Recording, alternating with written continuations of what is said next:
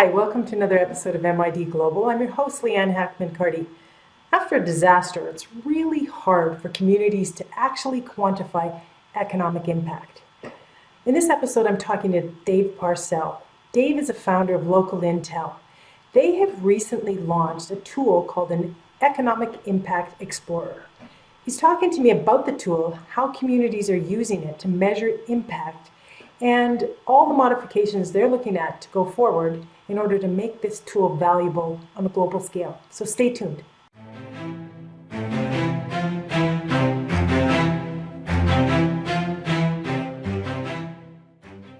Hey Dave, how you doing today?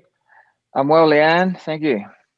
So before we get started, can you just tell the viewers a little bit about yourself?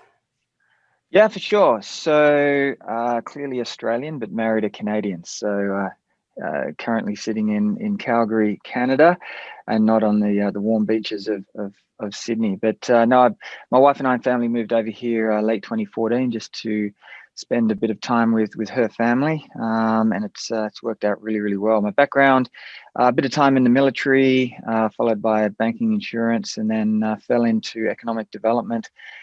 So 10 years working in local government and another 5 or so years working in economic development consulting before starting LocalIntel. So tell me about LocalIntel. What exactly does your company do? So LocalIntel, we're a technology company founded in 2016.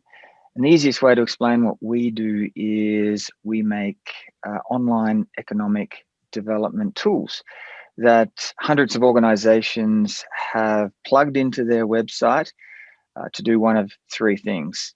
Number one, some of our tools help promote advantages, strengths, and assets that these communities have.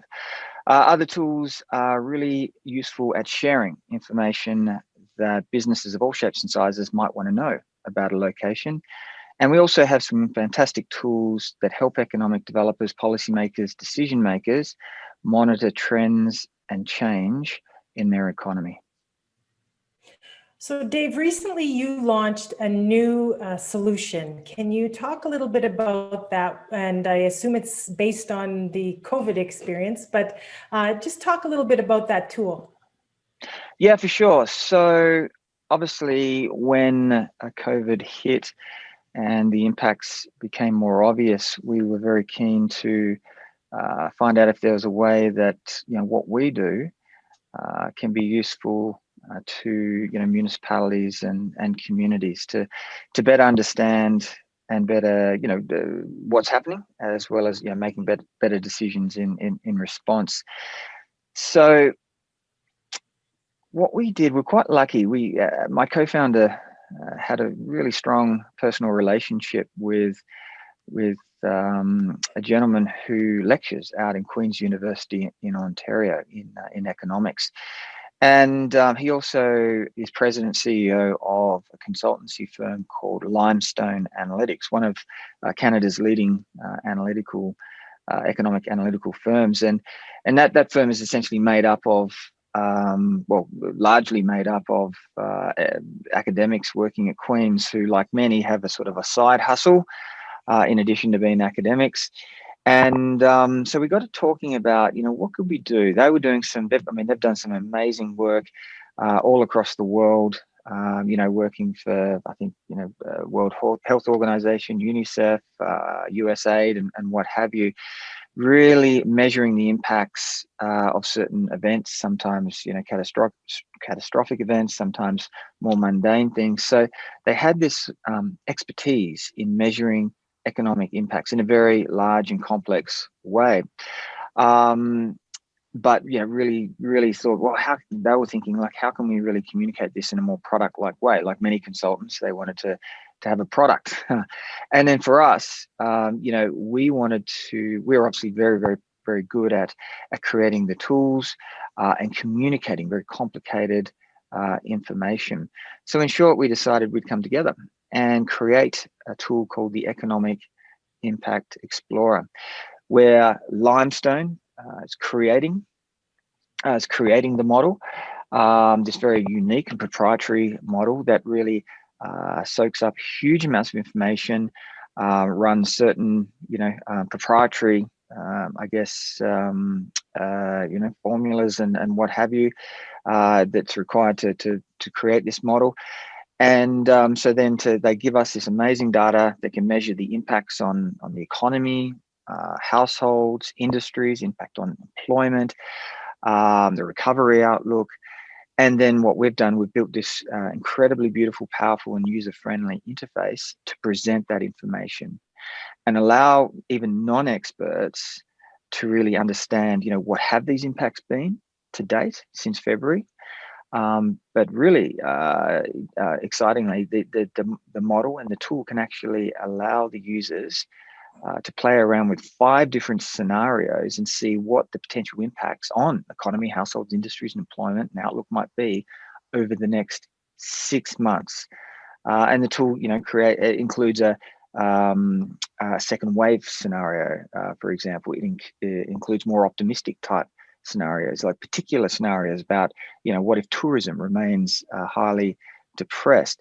So it is this really fantastic product, which is really bringing what is traditionally the sort of information that only experts could really understand and get their hands on, bringing it out into the open and allowing more people to really understand it. And it's been fantastic. It's our first client using it was the Eastern Ontario Leadership Council.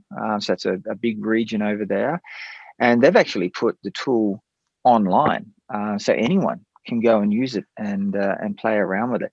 There are others that just want internal versions, and that's fine as well. But yeah, we're really happy that we've been able to contribute and get the tool out there. Well, that's great, because I know measuring economic impact is very difficult for many communities. They just don't know, most don't actually even have great data. Is this a potential solution for communities that really have very minimal data as well? Yeah, so the thing is, we require, for our standard tool with the standard 5 scenarios, sort of preset scenarios, if you will, we don't require any data from communities. So what Limestone do with their model is they take a bunch of information from Stats Canada and what have you. They essentially input it into their model and run it. And one of the really fascinating things that they've found out is that as the model churns out and it gets updated monthly and gets pushed out into the tool monthly, they've actually been comparing, because the actual data from Census Canada lags, and they've actually been comparing what the Limestone model has been predicting, in recent months compared to when the data catches up from Census Canada, and it's been very, very accurate, which is I guess is validation from that the model is doing something right. So that's the short answer. Is if the communities or the regions or the counties don't have any data, that's fine. But the great thing about Limestone, and this is where their consulting DNA comes in, they can actually add custom scenarios to the model as well, and we add it to the tool. So for example, we're talking to one community out in Ontario where they have a very big cottage industry, where they have influx of people, and it's quite substantial, coming up to cottages. Now what they're seeing is a lot of folks, instead of going south of the border for certain parts of the holidays, are instead spending more time up in their cottages doing work from there because of the whole remote work thing. And this is actually having a major impact on their economy and also services, as you can imagine.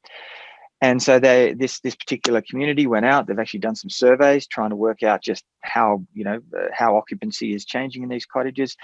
And so what Limestone is able to do is build a custom scenario based around the custom questions that this organization has. What are the impacts of COVID on the fact that we're seeing more of an influx of people coming to their cottages?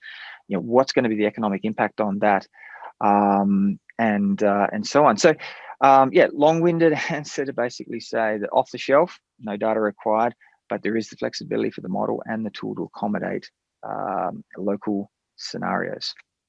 That's great. So if people want to find out more information about the tool, do you have information on your website that they can connect? We do. Yeah, we do. So www.ecdev.org, so ecdev.org. And within that website, you will find there's a product section. You just go to the product section. There'll be a drop-down menu. Economic Impact Explorer COVID Edition will appear there, and there's a big long page saying how great it is. You can actually access. There's actually a working example of the tool on that product page. It's the Eastern Ontario's version that I just mentioned. We've actually got that same version as an iframe. You can work around, you can play around with it. Everything's available. And so we're seeing a lot of people doing that, really digging, because the amount of information there is just absolutely incredible. And also what I encourage people to do is, if you also go to the insights section of our website, we've got a great sort of insight section there. And there's another version of the Impact Explorer we've created just for regional Canada. So in other words, we've grouped together Western Canada, so Alberta and BC and the Atlantics and all that sort of stuff. So we're giving people a bit of a sneak preview, or just a bit of a taster of what some of this information could provide at a very high level. So between the two examples on the website, the big inside example and the little Eastern Ontario example, which goes all the way down to the municipalities, I think people will find it quite fascinating and enjoy playing around with it. That's great. Well, thank you for your time, Dave. I wish you all the best as you get this tool adopted by a lot more communities, because power of data is really amazing when you need to make decisions in crisis. And so thank you for what you're doing. Good luck. Thanks, Leanne. Thanks for your time.